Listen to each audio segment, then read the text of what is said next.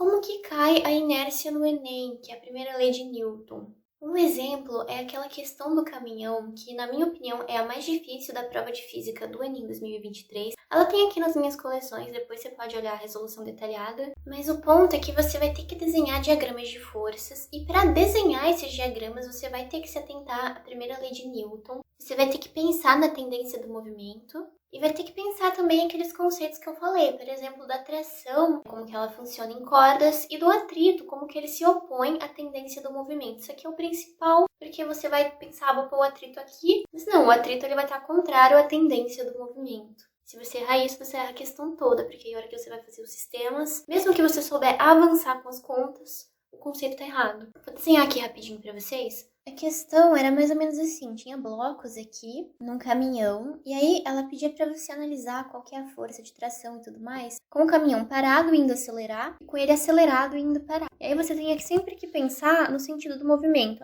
Se ele vai acelerar para cá, pela inércia, a tendência desse corpo é ir para lá, então o atrito vai ser para cá. E olha como isso é contraintuitivo. Você pode se enganar pensando, a aceleração é para cá, então a força de atrito é para cá. Se você não pensar na inércia, que vai ter a tendência do movimento a ficar parado, certo? Então, resumo do que você tem que lembrar de inércia. Primeiro, a gente vai precisar de uma força para mudar o estado de um movimento.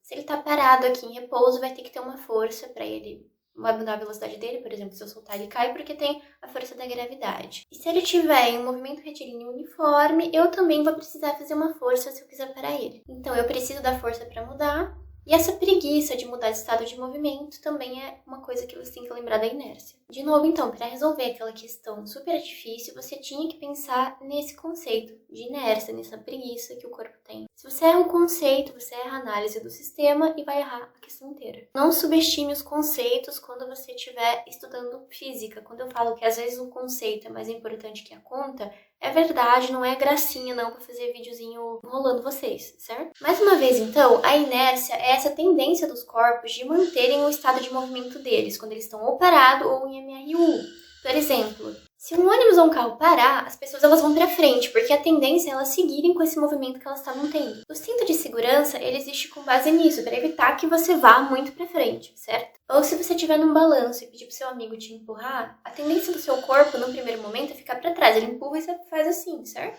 Para manter o seu estado de movimento. Aí vão ter outras forças aí que vão fazer você ir para frente. No caso aqui do caminhão, é o atrito. Sim, para andar, a gente precisa de atrito. Ou mesmo no ônibus e no carro de novo, quando eles vão andar, ele tá parado e ele vai acelerar. Seu corpo, nesse caso, vai tender a ir para trás, por isso que você vai sentir o seu corpo para trás, assim como na situação do balanço. O carro vai, você tenta ficar. Tende a ficar, tem essa resistência.